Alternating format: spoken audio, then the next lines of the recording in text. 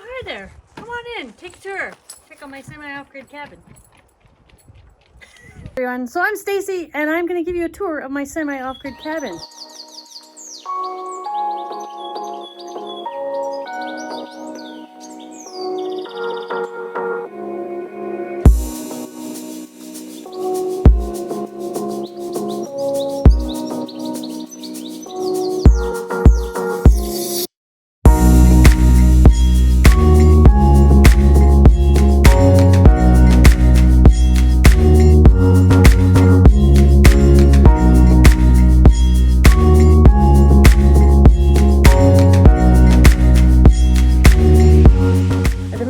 About 15 years now. When I moved in, it was raw land. There was nothing on here at all, no structures or anything. So I put up a wall tent, lived in that for a few months while my cabin was built. A friend of mine was starting in the log building business, and so he put up the shell for me. And then after a cold month in the tent, it was about October when I moved in, late October, I was able to finish it up myself and did the flooring, did the ceiling, did all the insulation, window insulation, basically everything beyond putting the walls up. And that was about it. So come on in and check it out.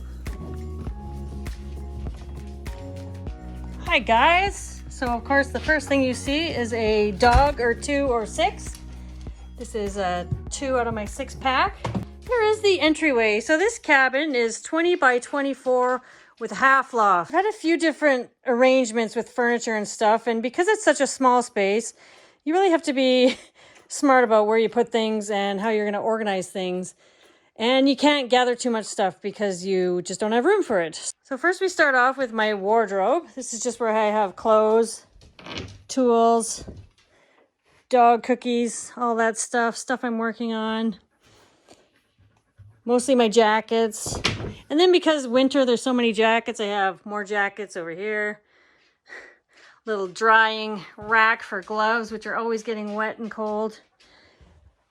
Lots of shoes, dog stuff, dog food, just some storage here.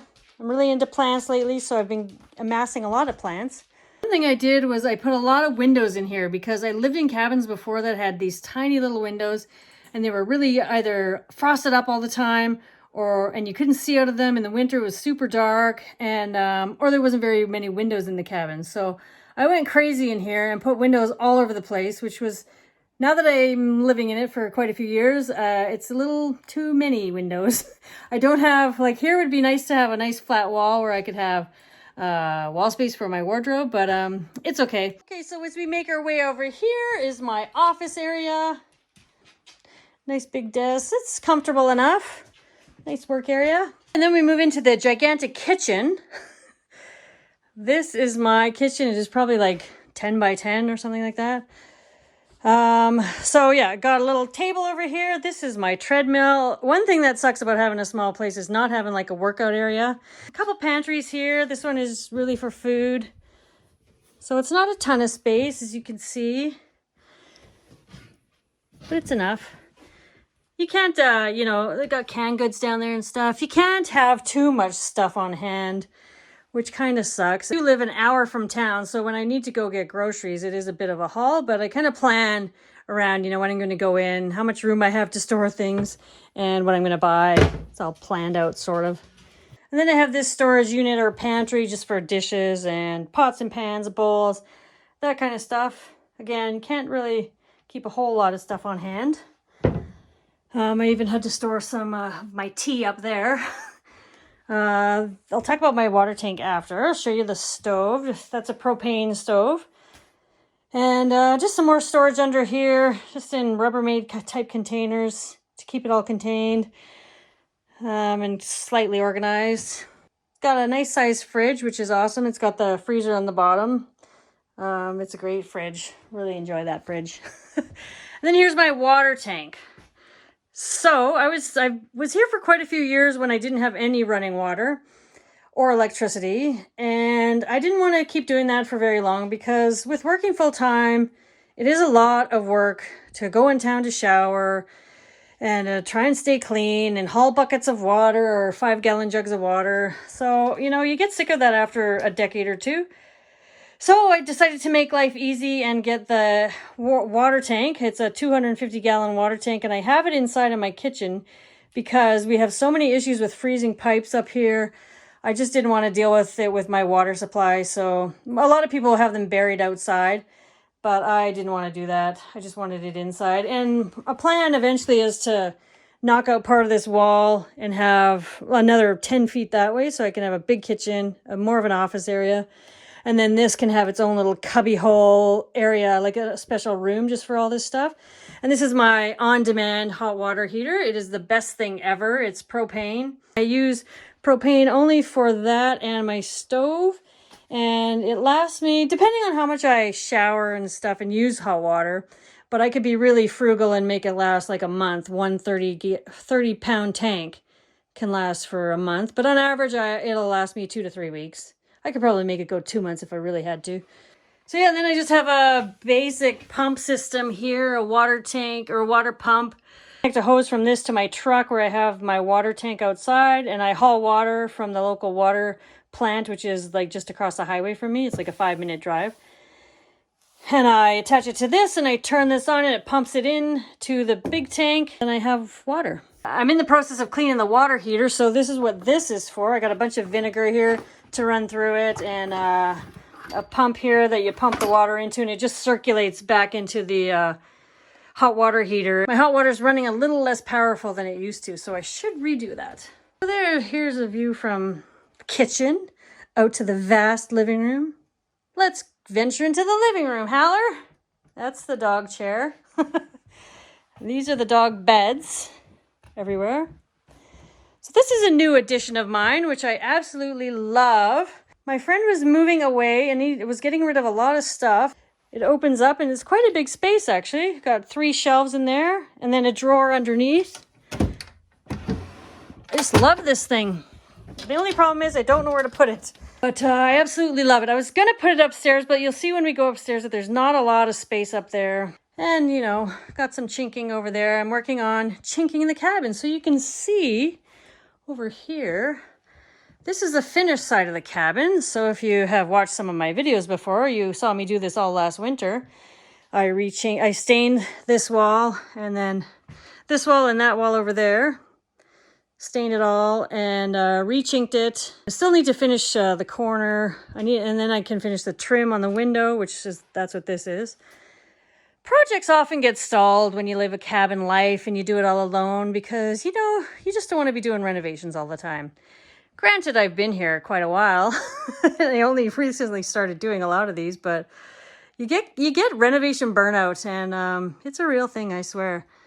So you can see I have some electrical outlets up there.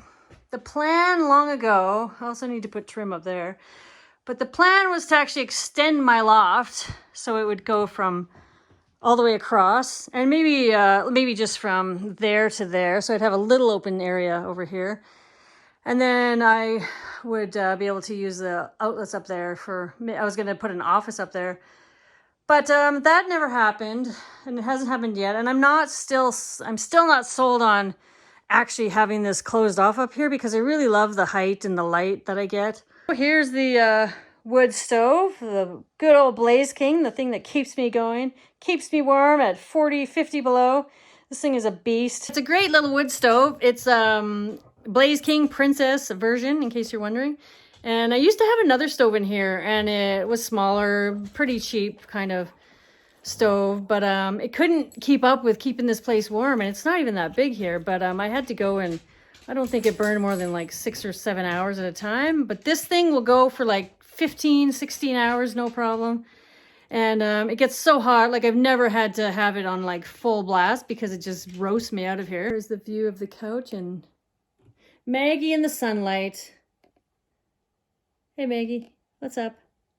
And oh, look at that. Speaking of elk, if you haven't watched my video on the elk that visited me in the yard, go check it out because I've got some good pictures of those guys. So let's talk flooring. So for the longest time I had a plywood floor, painted plywood, and you know, it was pretty durable. It was It was doable for a while, but it really wore off really fast, no matter what kind of coating I put on it.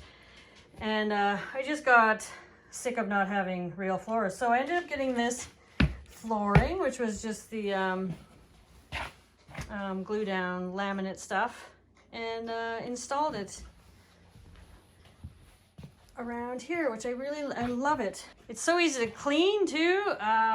It's awesome. And then I've got the issue with my tiles here. I used to have the stove board here, that black stuff. Hi guys, they're all ready for dinner soon. But then I put tiles in because I really like the look of the tiles a lot better. However, I don't know if it's because my floor is maybe a little bit uneven, but the tiles keep cracking, and they keep cracking. The same tiles keep cracking. It starts with that one, and then usually this one, and then that one will crack. So I've replaced these once already, and I'm kind of getting sick of doing it. So I might just put the stove board back in. Okay, so here we are coming into the bathroom. So as you can see, I'm living in the lap of luxury with laundry facilities. Yes, that's right. I have laundry in my semi-off-grid cabin. And I can tell you, it's 1,000% worth it because it made my life so much easier. First, I started out though with the tub and the sink, because that was the most important to me, was to have an area where I could wash my teeth, brush my teeth, and wash my hands, all that stuff. And of course, to have a shower or a bath. A couple storage areas that's for towels and stuff. And then this is just for all extra stuff, cold medication and all that. I hate this flooring. Another plan I have, so when I wanted to extend the kitchen wall, I also would love to extend this wall out here, so I have another good 10 feet in the bathroom, and then I wanted it to go out that way. I like the view from here. Hey, it's not bad. Get to see outside, get to see the yard, get to see the dogs out there. That window, the seal's broken, so it's kind of fogged up right now. But yeah, I would love for this to go out another 20 feet, and I wanted to add on a bedroom. I wanted to make the bathroom bigger this way and that way, and then add on a bedroom over there, and then have a big, huge living area that would be extended another 20 feet as well. So this would just be an area where I could walk through and go into the big living room area. Anyways, that's a lot of work and a lot of money. I don't know if I really need it.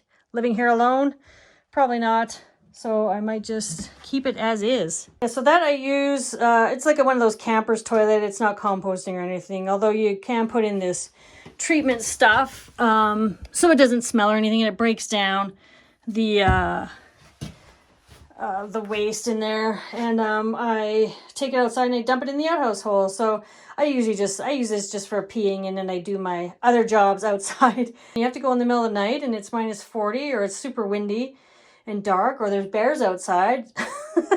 This is handy. So here is the loft. You can see pretty nice view out the window. Sometimes see the wildlife out there. Get a good view of all the dogs hanging out. Hi guys. Got the bed. Got a nice little nightstand. You can see it's like, you know, a fair bit of room if I keep things tidy and organized up here and don't collect too much stuff. Got some clothes in there, of course, you know, shirts and stuff that I hang up, sweaters, the dresser here, more clothes. The only problem is with this design, you can see I lose a lot of space in the corners there and the angle. I wish I would have built like a pony wall. It was like 4 feet high or something. That would have been a way to utilize that space a lot better. But, and I'm always organizing up here. Like this stuff I'm going through again because I just end up getting more stuff. And then when you bring stuff in, stuff has to go because otherwise it's just, you're overrun. There's the wood is some trim I want to do still. I want to put trim where the tuck tape is, the red tuck tape. I want to use that trim for there. Got to finish that. So, and up here as well, got to finish that trim. Over there, my air compressor hose. Because I was doing some trimming here recently, some blankets and stuff, and that's it. So that is pretty much my loft. Oh, I got to show you the best feature of the loft. My outhouse. But look at my cows. You can see the cows looking at me. Hi, guys. Anyways, that's a view out the back into the woodshed. You can see some of the shelters as well. So yeah. That is about it. So here is the outhouse. my favorite part, which you saw from upstairs. Oh no, my cows.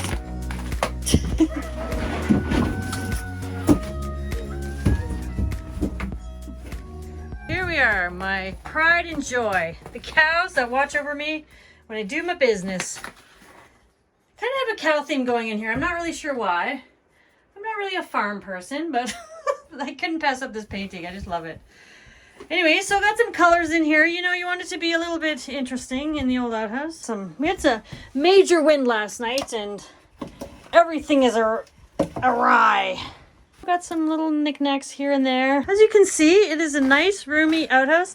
After having outhouses for 23 years, never having a running toilet in that time, I'm a fan of like a nice spacious roomy outhouse. I don't know why. It's just one thing I like. To each his own, or her own. One of the most important parts of off-grid, semi-off-grid, whatever, living out in the woods, having wood heat, is the wood.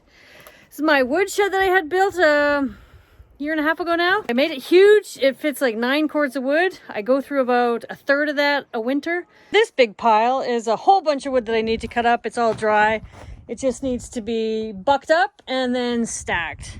And actually some of this under here too, there's more wood under there. So obviously I'm gonna have to wait till spring and summer to get to that because there's a bit of snow on it. Right? So that is the cabin tour. Thanks for watching. If you've stuck around for this whole thing, if you have any questions about the cabin or the building process, let me know. I did a cabin tour about building the cabin. It goes into a little bit more detail on how it all went about. I did that when I first started my channel. It's a couple years old now, so I'll link to that in the description below. You can check that out. Thanks for watching.